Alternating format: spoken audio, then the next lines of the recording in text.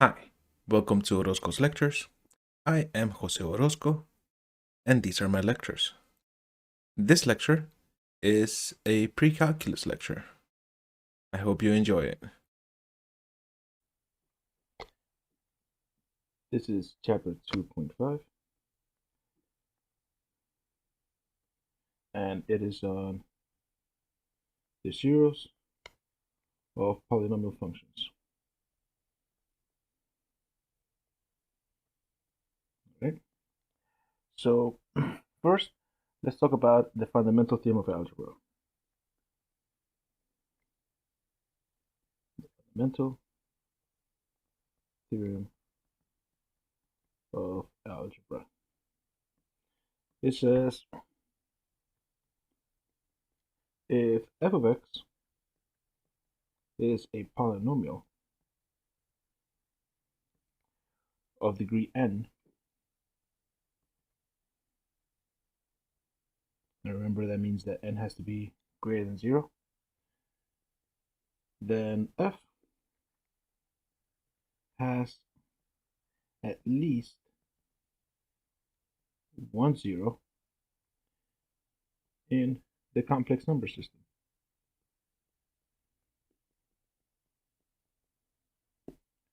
All right. And in fact, we'll see that it actually has n zeros, all right? A total of n zeros in the complex number system. So now let's talk about the linear factorization theorem.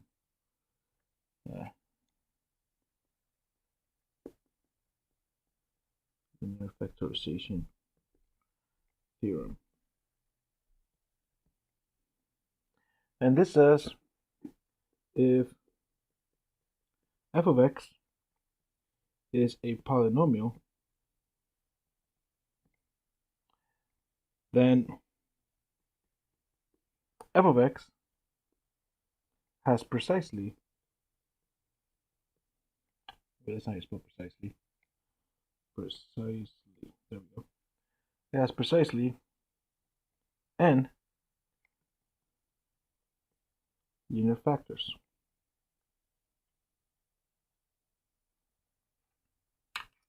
And those n linear factors, well, would mean that f of x is equal to, well, factor out the leading coefficient times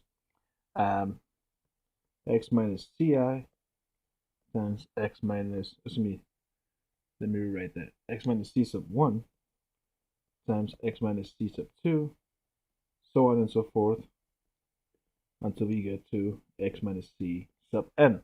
So there will be a total of n linear factors. That's exactly why we end up with exactly a total of n zeros. All right. In here, I'm going to say where c sub I, so each one of these, those are complex numbers. Is a complex number. All right. So yeah, so with these two theorems combined, essentially what we're saying is that if we got f of x being a polynomial, then we end up having, so a polynomial of degree n, then we end up with n linear factors, and as a result, we end up with n zeros. All right. So, for example, find the zeros, right, of the following, of the polynomial function.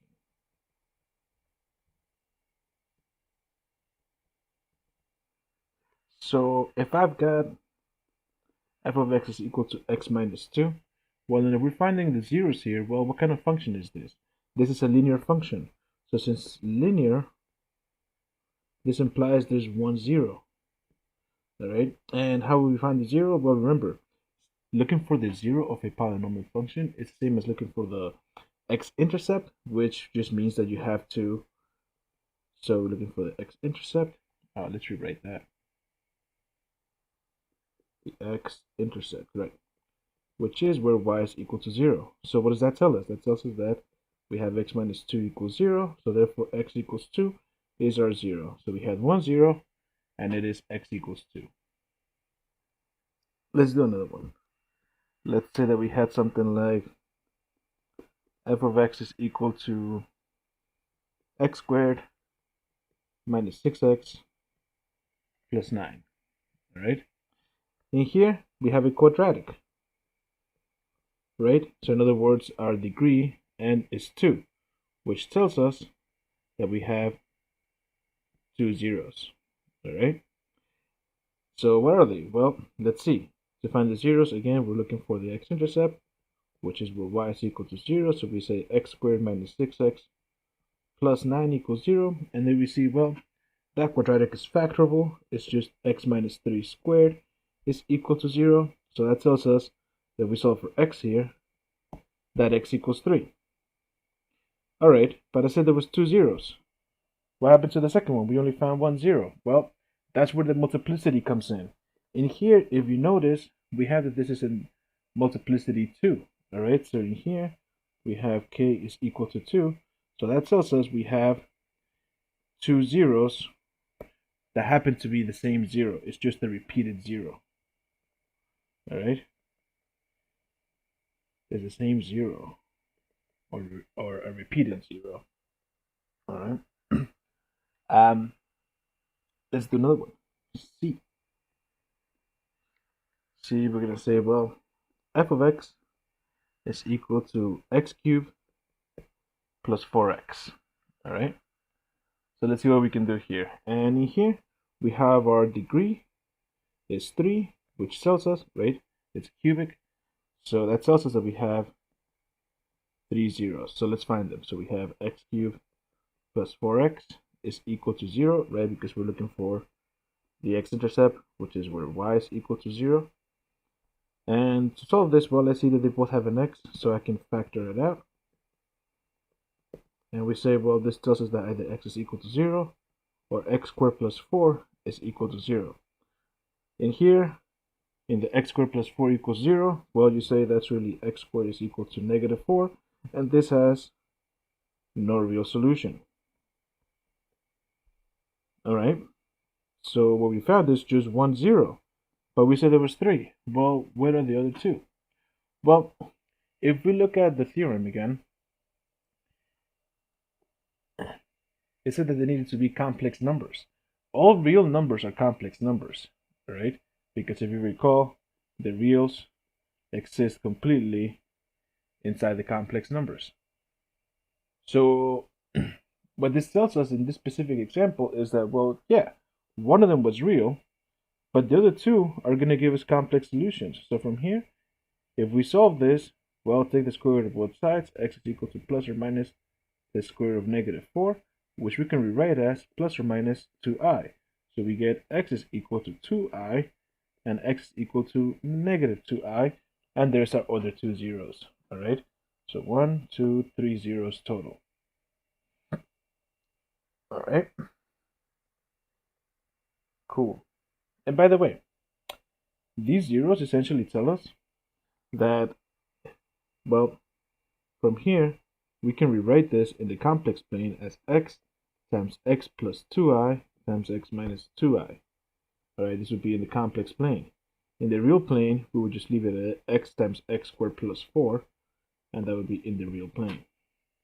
So when we go to graph this, we're going to have this being an x-intercept, but these would not be graphed at all because they're complex numbers, and when we graph things, we only consider the real numbers. Let's do another one. D. Let's say that we had f of x is equal to x to the 4th minus 3. All right, well, let's see. How can we find all the zeros here? Well, what I'm going to do here is I'm going to factor this. This is going to be the same thing as saying x squared plus radical 3 times x squared minus radical 3. All right, I'm looking at this as a difference of squares. I'm looking at it as x squared squared minus radical 3 squared, and that's a difference of squares, so we get to factor that. So now I can still factor these even more. All right, in the first one, if I factor that within the complex plane, I'm going to look at that this way. I'm going to look at it as x squared minus 3 to the 1/4 squared. All right, that's the same thing as saying here 3 to the 1/2. All right, so I'm looking at this now. If I'm going to factor this using the difference of squares now, this one right here, I'm going to say, well, that's going to be x plus the 4th root of 3 times x minus the 4th root of 3. Remember, to the 1/4 is the same thing as saying the 4th root. Similarly, sorry, that was this one right here, because that was the one within the real stuff. Maybe I'll make some space here. So everything I just spoke about was for the second factor here. So I'll put it over here. So I'll underline it. This blue stuff, that's this blue stuff. And I guess I really should have put this on this side. Now, for the sum of squares, which I'll do here in yellow, I'm going to look at that. Well, first of all, remember the sum of squares, a squared plus b squared, becomes the product of conjugates, of complex conjugates. All right. So what I'm going to look at this as is, I'm going to look at it as x quantity squared plus 3 to the 1/4 quantity squared. So applying that to here, that would give us x plus the 4th root of 3i, right, times x minus the 4th root of 3i, and that there is the stuff in yellow. So now that I have that, well, let's go ahead and answer the question. We want to figure out how many zeros. There's a total of 4 zeros. So in here, since n is equal to 4, that tells us 4 zeros. And well, what are the zeros? Well, that means we're going to be looking for the x-intercept, which is where y is equal to 0. So I'm just going to set this entire thing here equal to 0. So set all that equal to 0. Let's erase these lines. And when we do that, well, what does that give us? From this first two, I get x is equal to negative radical 4th I. But where did I get that 4 from? Radical 3 I. Then we've got positive 4th root of 3. Let's write that better. The 4th root of 3. But I need to end that. There we go. The I, then negative 4th root of 3, and positive 4th root of 3. That last one should be positive. So there we go. So those are our 4 zeros. All right. And again, when we go to graph these, if we were to graph this, well, we would only have 2 real zeros. So these would be the only ones that we can graph over here, not the complex ones. All right. So now, let's talk about something called the rational zero test.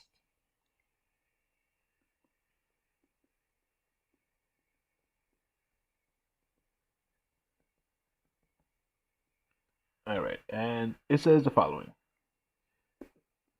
If the polynomial f of x, in other words, so it's a sub n x to the n plus a sub n minus 1 x to the n minus 1, all the way down to a sub 2x squared plus a sub 1x plus a naught. So that has integer coefficients.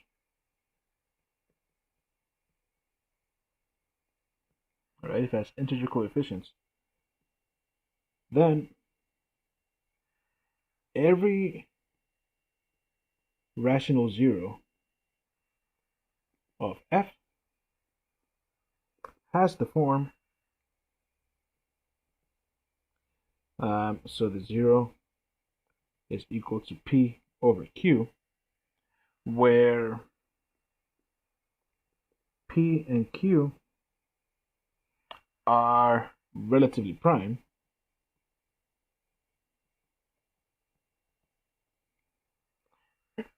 and P is a factor of our leading coefficient. Excuse me, not our leading coefficient, a factor of a constant term, so a sub 0, and Q is a factor of our leading coefficient. All right.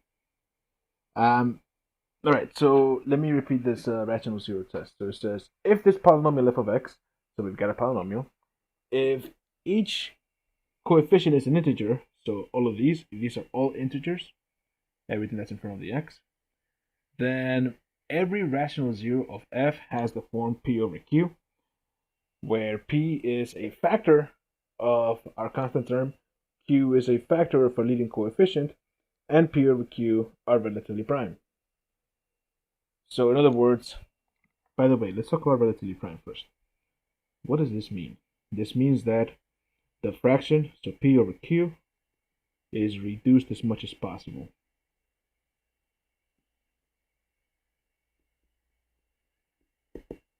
All right.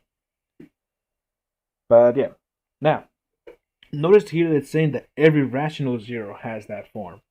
All right, and that's important to consider because not every function has rational zeros. All right, so for example, if so this is an example of where this wouldn't apply. So if I have f of x is equal to x squared, let's do minus 3. X squared minus 3. In here, the factors of this, excuse me, the zeros of this are x is equal to plus or minus radical 3. But radical 3 is not rational. Radical 3 is an irrational number, so it of course would not be of the form p over q. All right.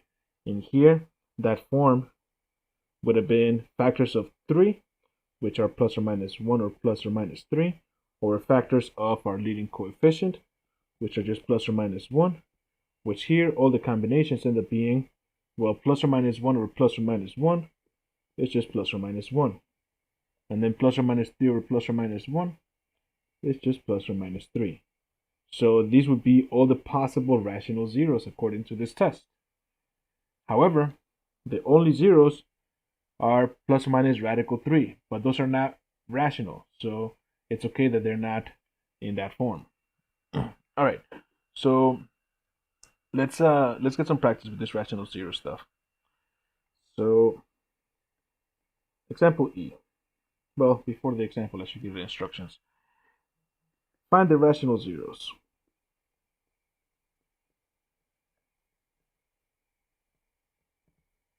All right. So let's say that I have, let's start easy.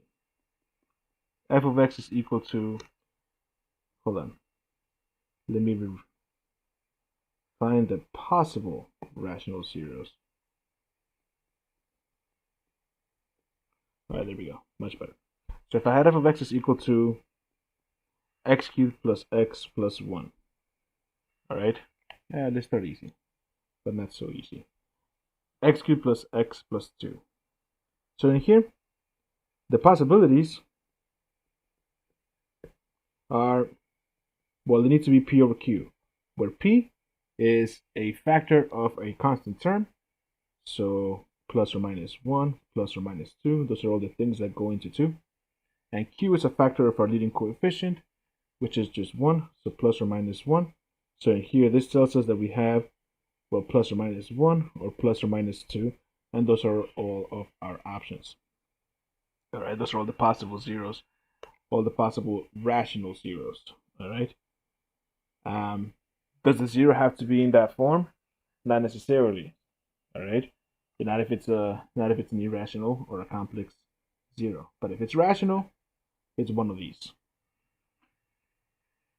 F. Let's say I had f of x is equal to 3x to the 4th minus 9x to the 7th. Well, next to the 7th. 9x to the 2nd plus 7. All right. So the possibilities here. So remember, it's P over Q, where P is a factor of our leading coefficient, so 1 or 7, and Q is a factor of our, excuse me, I said that wrong. P is a factor of our constant term, and Q is a factor of our leading coefficient. So we have here plus or minus 1 or plus or minus 3. And all the combinations here, well, would be 1 over 1, 1 over 3, 7 over 1, or 7 over 3. Again, that's 1 over 1, 1 over 3, 7 over 1, 7 over 3. So that's what we get. Oh, hold on. I said 1 over 3.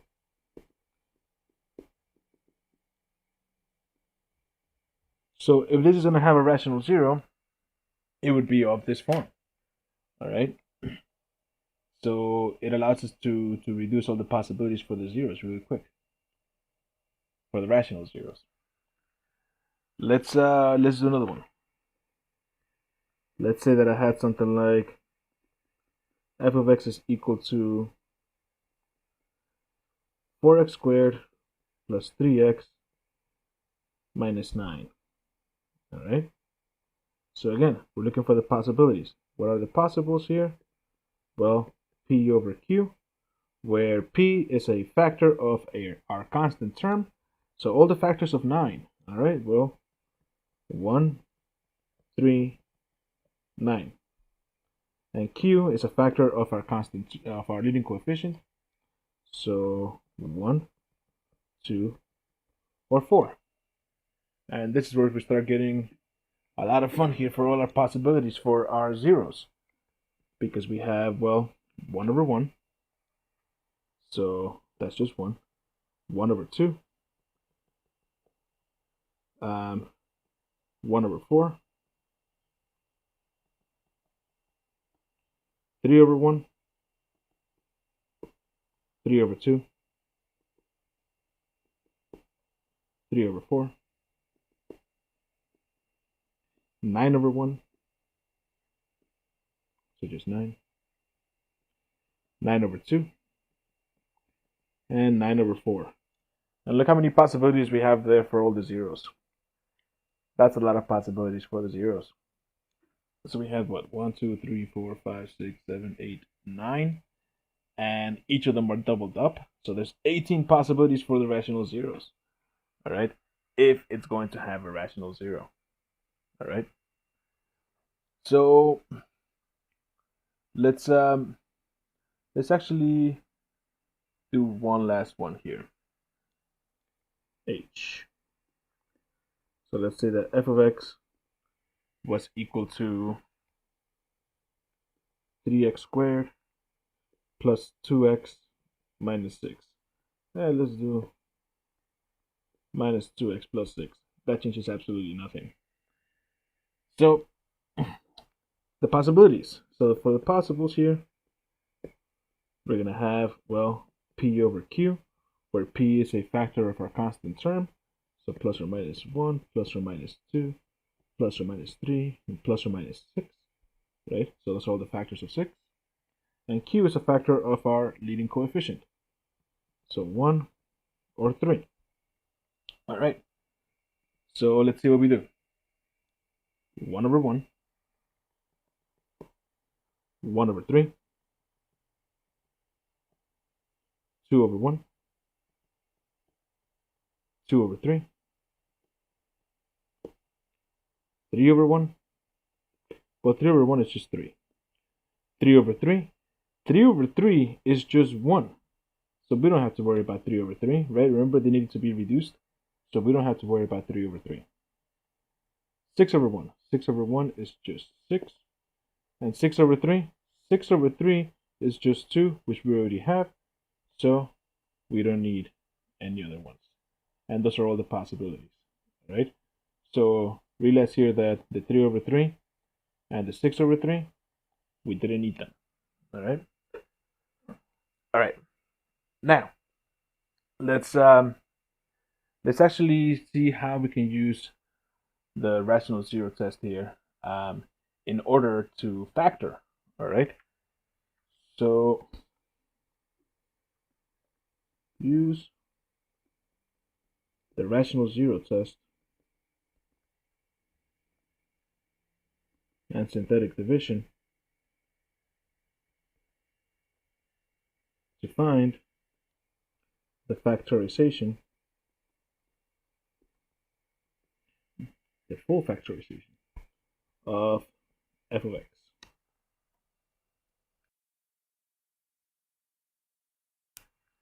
All right, so let's do this. So we have something like, all right, what letter am I at? H? I.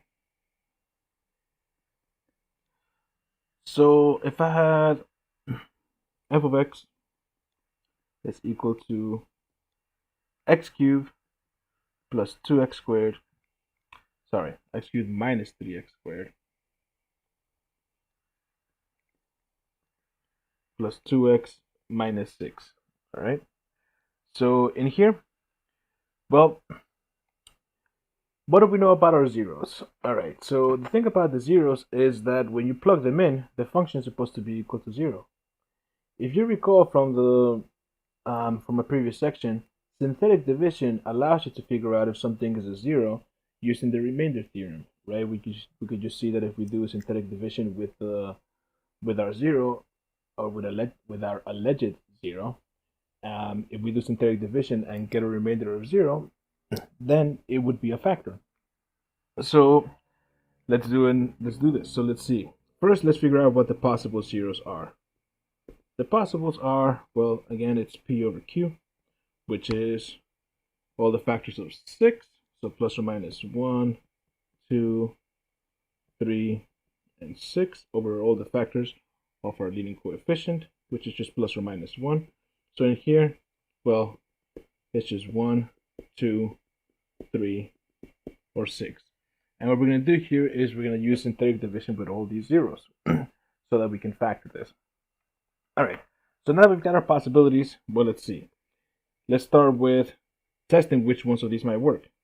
So if I have x plus 1, all right, if I want the factor of x plus 1, actually, let me do it this way. If I'm looking for the 0 to see if x equals 1 is a 0, that gives me the factor x minus 1. So let's see what happens with that. So I'm going to divide by 1 here, and we have 1, negative 3, 2, negative 6, right? And doing synthetic division, so we have 1, 1, negative 2, negative 2, 0, 0, negative 6. All right, so that's how we do the synthetic division for that one. Did we get a 0 here? No, so this is not a 0. Okay, cool. So x equals 1 is not a 0. What about x equals negative 1? And there we're looking for the factor of x plus 1. So we have negative 1 on the outside. On the inside, we have 1, negative 3, 2, negative 6.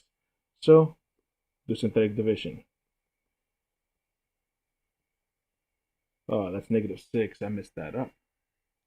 Negative 6, 0. Right? Bring to the 1. 1 times negative 1 times 1 is negative 1. Vertically add. Diagonally multiply. Add. Multiply. Add. And that shouldn't say 0. That should say negative 12. So that's not a 0 either. All right.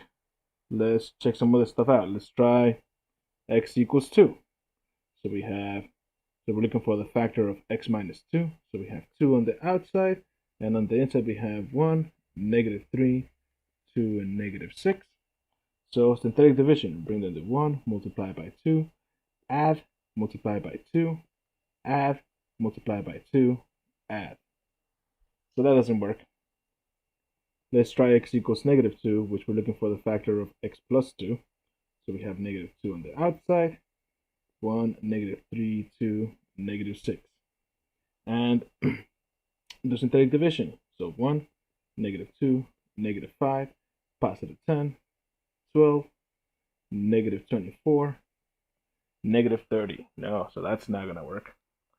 So that's not a 0. So we've tried 4 things already, and none of them are 0. So let's try the next one. So we did the 1s and 2s. So now let's do 3s. So let's say we're looking for x equals 3, which we're looking for the factor of x minus 3. So that means we have 3 on the outside, and on the inside we have 1, -3, 2, -6, and do synthetic division. 1, multiply, add, multiply, add, multiply, add. Look at that. That one actually is correct. That one is a 0. So what did we find so far? What we found at this point is that f of x, well, what we were dividing by is a factor. So that means that we have x minus 3 times, from here, we know that we have x squared plus 2. All right? So that's our factorization. Now, in here, I would not say go any further because this right here is not factorable under the reals. And when we factor, we want to stay under the reals. All right? So there you go. That's how we were able to use synthetic division to factor that out by looking for our possibilities, and so writing down all the possible zeros, and then using the remainder theorem to figure out if any of them actually are zeros. Let's do another one. So that was I. J. All right. So let's say that I have f of x is equal to x cubed minus 15x squared plus 75x minus 125. All right, so in here, our possibles, well, the q is just plus or minus 1, so that's fine because of the leading coefficient. But the top, negative 125. Well, the factors of 125 are 1, 5, 25, and 125. All right, so let's see what we can do here. So as before, we're gonna start with 1. All right, so we have x equals 1, so that means we're looking for the factor of x minus 1. And you don't have to do it in this order. I'm just doing it in this specific order because it's increasing throughout the list. And then doing the positives and negatives. So we have 1, and then in the inside we have 1, negative 15, 75, and negative 125. So do the synthetic division.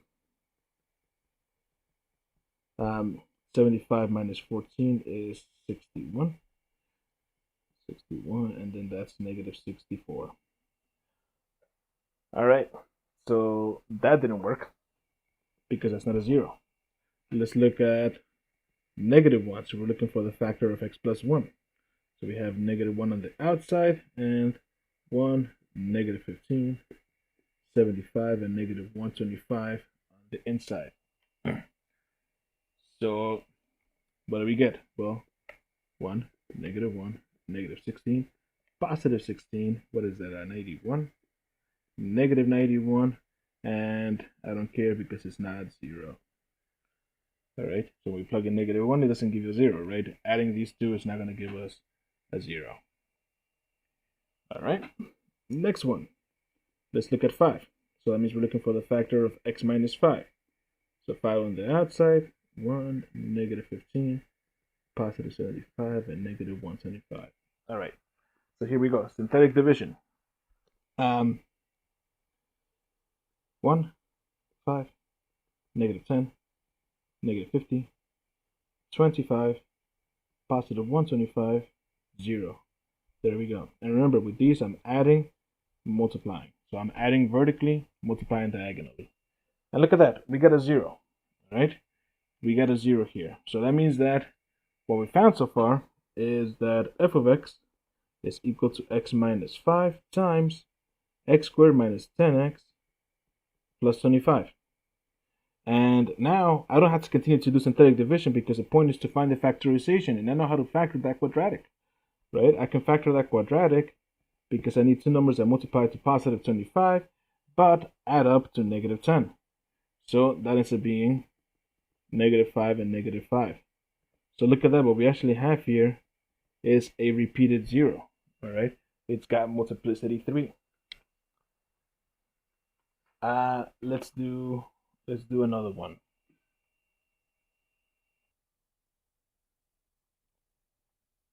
So that was J. So K. let's say f of x were equal to 2x cubed plus 3x squared minus 8x plus 3. All right, so again, we're going to look at our possibilities, which are p over q. So in this case, well, factors of the leading, of the constant term, so plus or minus 1 and plus or minus 3, over the factors of our leading coefficient, so 1 or 2. So in here, our possibilities are really, well, 1 over 1, which is 1, 1 over 2, which is 1/2, 3 over 1, which is 3, and 3 over 2, which is 3/2. All right, so let's go ahead and do this. So what do we get? Well, I'm going to start again as usual with 1. And by the way, you can start with whatever you want. I just like doing it this way because that's the order in which I write them in. Sometimes that works nicely, sometimes it doesn't. But let's see what happens. So we're looking for the factor of x minus 1 here. So we have a 1 on the outside, and on the inside we've got 2, 3, -8, and 3. Right? So what I'm going to do now is, well, synthetic division. Bring down the 2, multiply by the 1 on the outside, add, multiply by the 1 on the outside, add, multiply by the 1 on the outside. Oh, hold on, I multiplied wrong. Look at that. Because 1 times 2 is 2. There we go. So now add, multiply by the 1 on the outside, add, multiply by 1, add. Look at that, it's a 0. Good. So what do we find so far? What we found so far here is that f of x is equal to, well, the factor that we found was x minus 1 times 2x squared plus 5x minus 3. All right? And again, we brought this down to a quadratic. We know how to check if a quadratic is factorable, right? We can use the AC method. So we can say here, 2 times -3 is -6. Is there two numbers that multiply to -6 but add up to +5? Absolutely. +6 and -1. So what we can do here is say, well, this becomes 2x squared plus 6x minus 1x minus 3. From the first two, I'm going to take out a 2x. We're left with an x plus 3. From the second two, I'm going to take out a -1, and I'm left with an x plus 3, which tells me that what we have here is 2x minus 1 times x plus 3. So now we have the full factorization. F of x is x minus 1 times 2x minus 1 times x plus 3.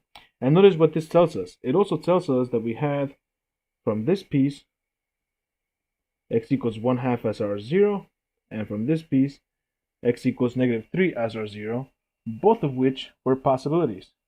+1/2 and -3. All right. Cool. Let's do another one. So that was K. So L. Let's say that I had f of x is equal to x to the 4th minus x cubed plus x squared minus 3x minus 6. All right.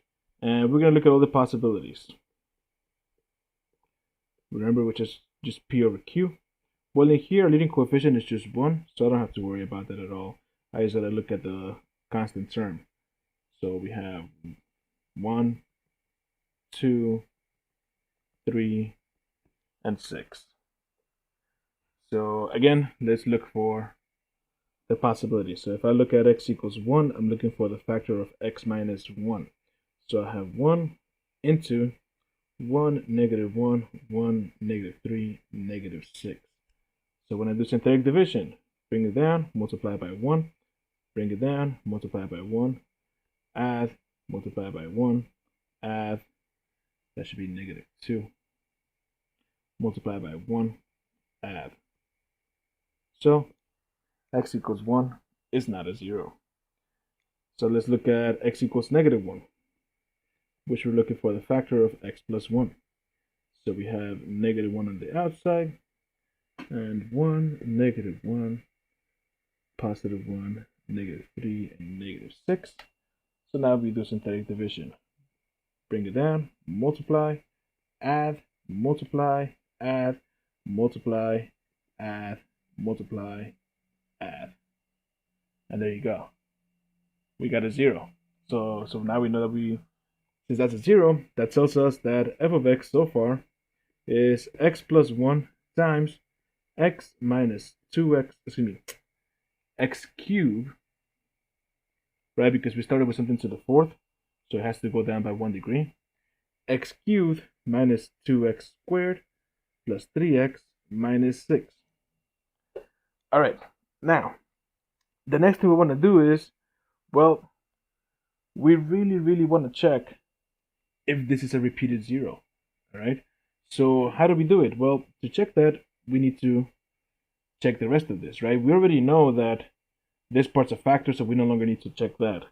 But let's check for repeated zeros. Check for repeated. And by the way, we still need to do synthetic division because here we have a cubic, right? And cubics are not as easy to factor or as nice to factor as quadratics. So if I'm checking for repeated, I'm again checking for x equals -1. So the factor of x plus 1. But I'm going to check into the leftover over here. So we have 1, -2, 3, and -6, not positive 6. So synthetic division, bring the 1 down, multiply, add, multiply, add, multiply, add.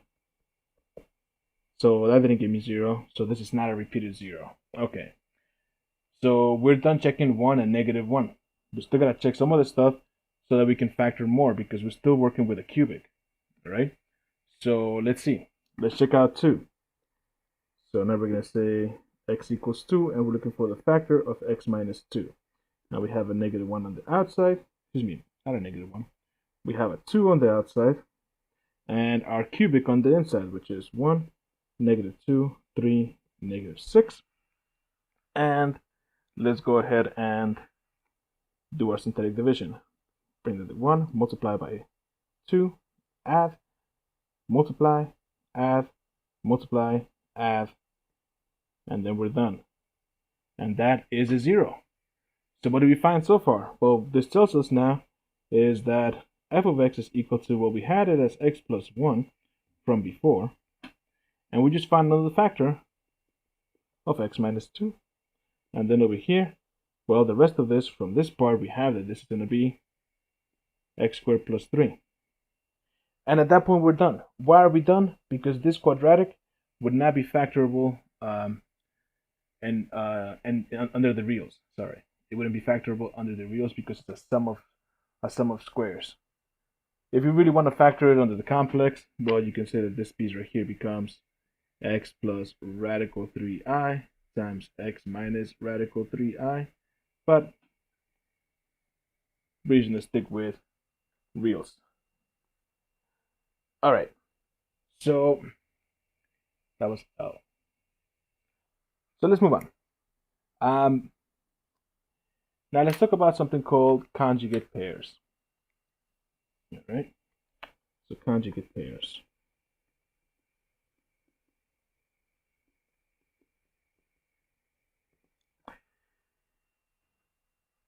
Complex zeros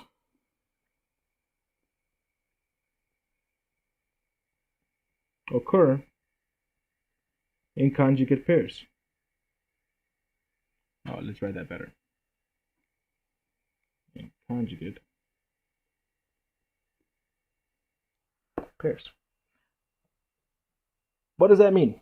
So this implies that if x is equal to a minus bi is a 0 of f of x, then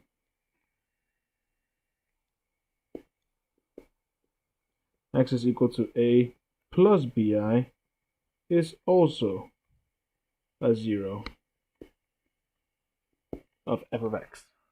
All right, so if we're given a complex 0, then we can figure out what another implied 0 is. All right, so let's see how we can use this. So we're at M. Well, instructions first. find a fourth degree polynomial or polynomial function that has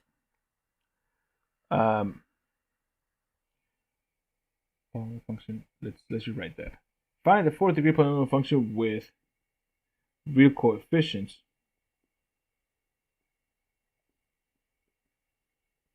that has the given zeros. There we go. All right. So, example M. Let's say that the following were zeros: 2, -2, and -7i. And again, here the idea is, well, we want to find a polynomial that has these zeros. All right. Well, we already knew a couple of things here, since this is really implying that x equals 2. This is really tells us that x minus 2 is a factor. Similarly, this one tells us that x equals -2, so that means that x plus 2 is a factor. And this right here tells us that x is equal to -7i, so that means that x plus 7i is a factor. So far we've got 3 factors, but we want a fourth degree polynomial. Where are we going to get that fourth zero from? Well, we know that complex zeros occur in conjugate pairs. So that means that it is implied that 7i is also a zero. We were only told -7i was a zero, but it's implied that positive 7i is also a zero. So here this gives us x equals 7i is 0. So that means that x minus 7i is a factor. At that point, well, we go ahead and figure out what our polynomial is. So we're going to say, well, it's x minus 2 times x plus 2 times x plus 7i times x minus 7i, giving us x squared minus 4, right? That's the difference of squares. The product of conjugates is the difference of squares. Here I've got the product of complex conjugates. The product of complex conjugates is the sum of squares. All right. And then at that point, let's go ahead and distribute. So x squared times x squared is x to the 4th plus 49x squared. Let's write that better. Plus 49x squared minus 4x squared minus 4 times 49. That's kind of like 4 times 50. So it's almost 200. So it's -186. So we have x squared plus, not x squared, x to the 4th plus 45x squared minus 186. And there you go. We found a polynomial that had those zeros. Next one. N. All right, let's make it a little bit more difficult. Let's say that the zeros were 1, 3, and 4 minus I. So this is what we're going to do. The very first thing here is we're going to say, well, what's the implied zero? Well, 4 plus I would be implied because we know that complex zeros occur in conjugate pairs. So there's our conjugate. So what do we know here? Well, we have x minus 1 from this piece. We have x minus 3 from this next piece. We have, let's write it this way. X minus, well, let me show you how I get this actually. So x is equal to 4 minus I. So this tells me that x minus 4 plus I equals 0. So that's my factor, x minus 4 plus I. All right. Similarly, the other one, x is equal to 4 plus I. That means that x minus 4 minus I is equal to 0. So my factor is x minus 4 minus I. Well, so now, for our function, well, it's going to be x minus 1 times x minus 3 times x minus 4 plus I times x minus 4 minus I. I'm going to talk about that product for a bit. in different ways. But first, let's expand this. So this first part gives us x squared minus 3x minus x plus 3. The second part, well, we have a product of trinomials. So let's go ahead and see what that does for us. If we multiply these as trinomials, well, we have x times x is x squared, keep distributing, so plus 4. I don't know how I got that plus 4x. Minus 4x minus ix, then distribute the negative 4.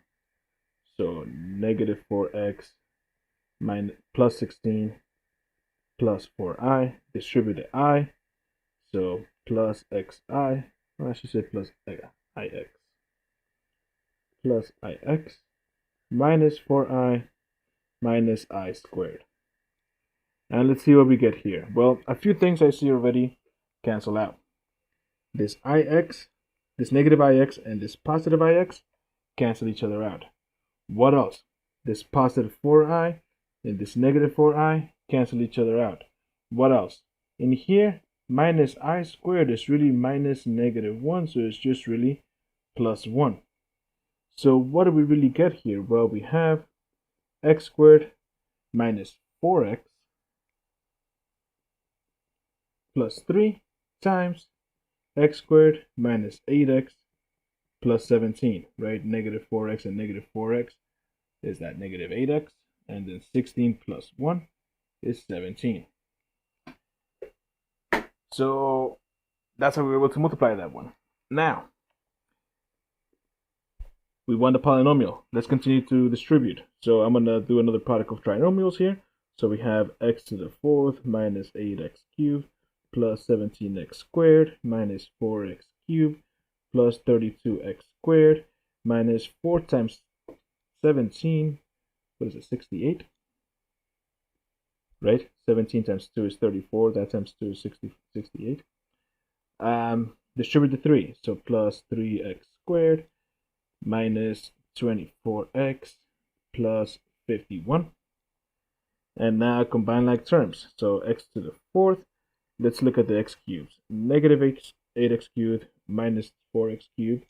So it's going to give us a minus 12x cubed. Let's look at the squares.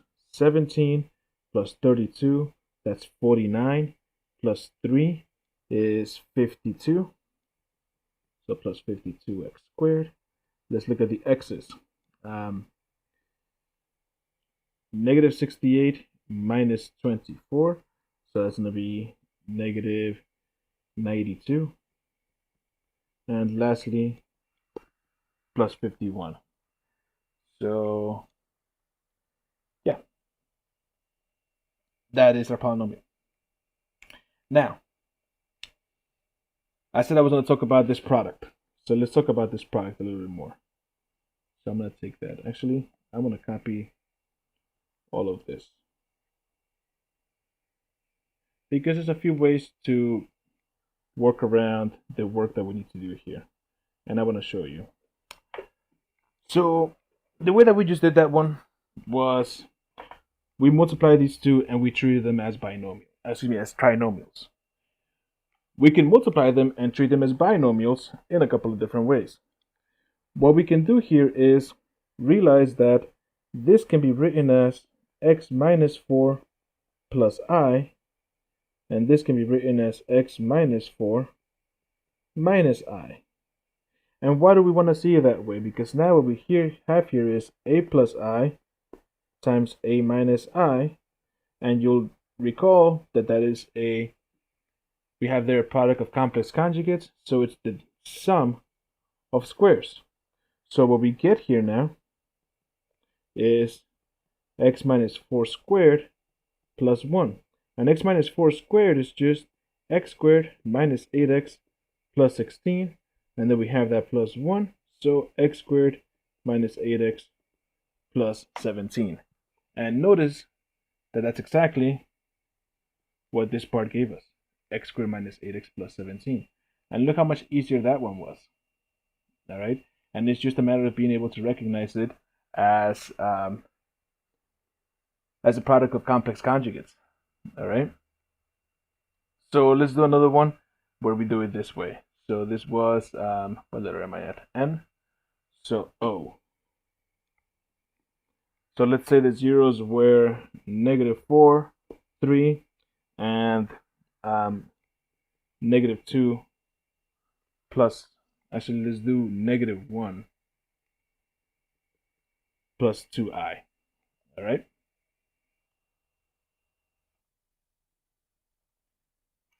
So let's see what does this tell us? Well, first, this tells us that there's this zero implied, x minus 2i, right? Now, from this first one, we say, well, we have the factor of x plus 4. From the second one, we have the factor of x minus 3. From this third one, well, let's do it carefully. We say that x is equal to -1 plus 2i. So that tells us that x minus 1 minus 2i is equal to 0. So we have x minus 1 minus 2i as a factor. Sorry, x plus 1, right? Because we have to bring it over. That should be a plus. X plus 1. There we go. From this last one, we have x is equal to -1 minus 2i. So x plus 1 plus 2i is equal to 0. So x plus 1 plus 2i is a factor. And what we're going to do is we're going to look at these as x plus 1 minus 2i times x plus 1 plus 2i for that part. For the other part, we're going to just bring it down as x plus 4 times x minus 3. All right. And now we're going to go ahead and multiply this. So, and again, notice that I'm choosing to see it this way because I see that we have a product of complex conjugates. So in the first part, we end up with, well, x squared minus 3x plus 4x minus 12, right? I'm just foiling it. From the second part, well, I've got the product of complex conjugates, so it's going to be the sum of squares. So x plus 1 squared plus 4, all right? And again, here I'm looking at this as x, or something like a minus 2i times a plus 2i, and the product of complex conjugates is the sum of squares, so a squared plus 4. All right, that's how I get that. And simplifying this a little bit more, what we have here, x squared plus x minus 12. On this one, x plus 1 squared, it becomes x squared plus 2x plus 1. And then we have that plus 4. Well, that plus 1 plus 4 really just means plus 5. And now when we go ahead and expand this, distribute the x squared. So x to the 4th plus 2x cubed plus 5x squared plus distribute the x cubed plus 2x squared plus 5x, distribute the -12. -12x squared minus 24x minus 60. Combine like terms. So to the 4th, it's only 1, x to the 4th. To the 3rd, 2x cubed plus x cubed, that's going to be 3x cubed. To the 2nd, 5x squared plus 2x squared, so 5 plus 2 is 7. 7 minus 12 is -5, so we have -5x squared. To the 1st, 5x minus 24x, that's going to be -19x. And lastly, our constant term, minus 60. All right. So we end up with x to the 4th plus 3x cubed minus 5x squared minus 19x minus 60. All right. So now,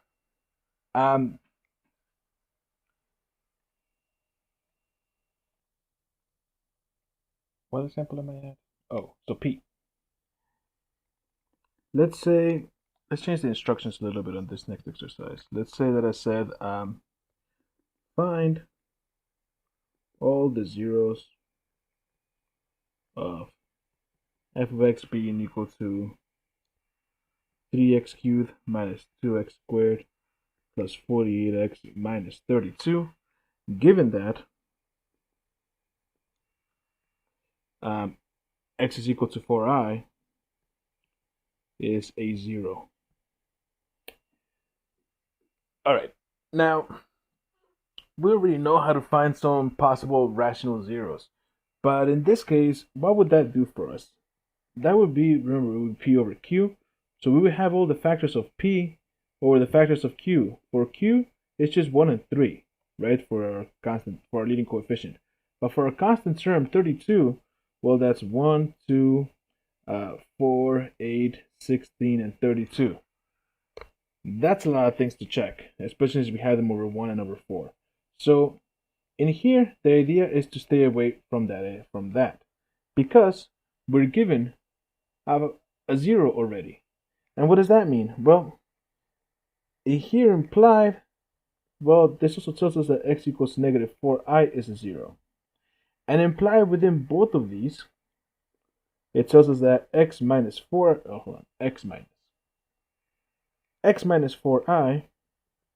and x plus 4i are factors. So if those are factors and I multiply them, that gives me x squared plus 16. So this tells me that x squared plus 16 is a factor. How is that helpful? Well, I've got f of x and I've got a factor, so I can just divide them. Now notice here that I'm going to be dividing by a quadratic, so that means I cannot use synthetic division. I'm forced to do long division.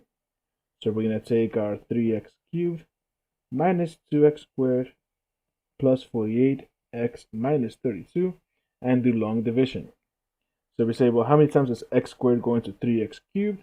That's going to be 3x times x squared is 3x cubed. 3x times 16 is 48x.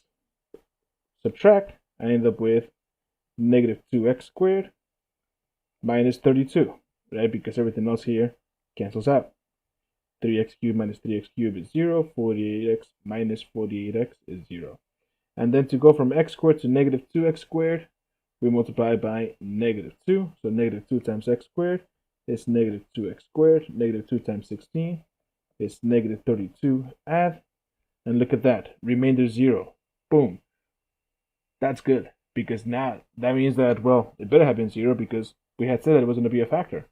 So what this tells us now is that the factorization of f of x is x squared plus 16 times 3x minus 2. And we did not have to go over this whole, what are all the possibilities, right? We were able to just go, well, we were given some information about it. How can we do that to most quickly find the 0 of this polynomial? Let's do another one like this. So that was O. So semi-stack instructions. So let's say I gave you P being f of x being equal to x to the 4th plus 8x squared minus 9. And I told you that x is equal to negative 3i is a 0. So what can we do here? Well, what does this imply? It implies a few things. It implies that x is equal to positive 3i is also a 0. And it gives us that x plus 3i and x minus 3i are factors, which tells us, so these are factors. That's just factors somehow. Which tells us that when we multiply this out, I get x squared. Well, we have the product of complex conjugates is the sum of squares. So x squared plus 9 is a 0. Excuse me, x squared plus 9 is a factor. That's just factor. So what can I do? Well, what I can do here, again, instead of trying to go through all the possibilities because I know one of the zeros, I can go ahead and, well, let's do x squared plus 9 into x to the 4th plus 0x cubed plus 8x squared plus 0x minus 9, right? And again, I can't do synthetic division because this is not, we're not dividing by a linear factor, so we have to do long division. So now to go from x squared to x to the 4th, multiply by x squared. X squared times x to the 4th is x to the 4th. X squared times 9 is 9x squared. Subtract, oh good, this didn't do anything. So x to the 4th minus x to the 4th, gone. 8x squared minus 9x squared is negative x squared. Bring down the 0x. bring down to negative 9. To go from x squared to negative x squared, multiply by negative 1. Negative 1 times x squared is x squared. Negative 1 times 9 is negative 9.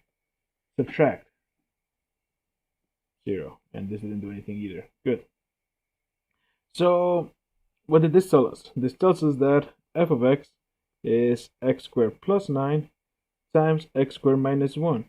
But if we want the full factorization of this, well, this x squared minus 1 can still be factored to x plus 1 times x minus 1 under the reals, right?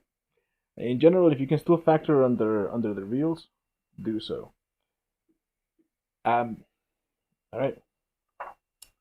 Let's do another one like this. So that was P, Q. Let's say that I have f of x is equal to x cubed minus 3x squared plus 7x minus 5, and I said that x is equal to 1 minus 2i is a 0. All right. So again, we're looking for the factorization. So, well, what do we know? This tells us a few things. It tells us that x minus 1 plus 2i is a factor. It also tells us that x is equal to 1 plus 2i is a 0, which would tell us that x minus 1 minus 2i is a factor. And by the way, if you're wondering how I did that, all I did was move all this stuff over to the other side, and then that's what we have here. And then I just regrouped it, right? So in other words, I have x minus 1 minus 2i equals 0. Then I just group these together and put brackets around it. All right, so these are factors, right? So these two right here, they happen to be factors of f of x because I gave you the 0. So what we can do now is we can say, well, we can multiply them together, x minus 1 plus 2i times x minus 1 minus 2i, and this gives us x minus 1 squared plus 4, right? Remember, I'm looking at this as a plus 2i times a minus 2i. Product of complex conjugates, it is the sum of squares, a squared plus 4, where a is x minus 1. And now when I expand this, well, what this gives us x squared minus 2x plus 1 plus 4, so x squared minus 2x plus 5. And I'm looking for the full factorization, all right? So we already know that this is not going to factor because it came from complex numbers. So we need to figure out what the other factor is here. And we're going to do long division. And we know there's another factor because it's cubic, and what we've got right now is a quadratic. So what we have, since we have a quadratic, we're going to divide by a quadratic function. And we have x cubed minus 3x squared plus 7x minus 5. X cubed minus 3x squared plus 7x minus 5. And now, well, what are we going to do after that? What we're going to say is, how many times does x squared go into x cubed? Well, just one time. X times x squared is x cubed. X times negative 2x is negative 2x squared. X times 5 is 5x. Subtract. This gives us, well, the first parts, those cancel each other out. The next one, negative 3 minus negative 2 is just negative 1. And then 7 minus 5 is positive 2. And then bring down the negative 5. To go from x squared to negative x squared, we'll multiply by negative 1. So we end up with negative x squared minus 2x minus 5. Excuse me, positive x squared. That first one should be positive. Nope, I was wrong. First one should be negative. Negative times a negative is a positive. So the second one should be positive. First one should be negative. Then negative times a negative is positive, so that one should be positive. And then when we subtract these, oh, hold on, that last one should be negative. Oh no, all these errors. There we go. Right? Negative times a positive is negative. Negative times a negative is positive, and negative times a positive is negative. There we go. Subtract those, then we end up with simply 0, which is good because that means that this is actually a factor. Good. So what we have here is that f of x can be factored into the quadratic term x squared minus 2x plus 5 times the linear term of x minus 1. All right. All right. That will conclude the end of 2.5. In the book, it also talks about a couple of other topics that I will not be testing on, but if you would like to read through them, feel more than welcome to. Those topics are the Descartes rule of signs, as well as the upper and lower bound rules for reducing the amount of possible zeros. All right. Those are great tools to use. But again, I'm not gonna be testing on that, so do not worry too much about them. All right, so that's the end of 2.5. Wasn't that fun? If you think I made a mistake somewhere, you're probably right. Tell me all about it in the comments. If you feel you learned something from me in this video, hit the like button, hit the subscribe button, but more importantly, share it. Share this video with your classmates. And remember, you don't have to like math in order to be good at it. But you do have to be good at it. I am Jose Orozco. Goodbye.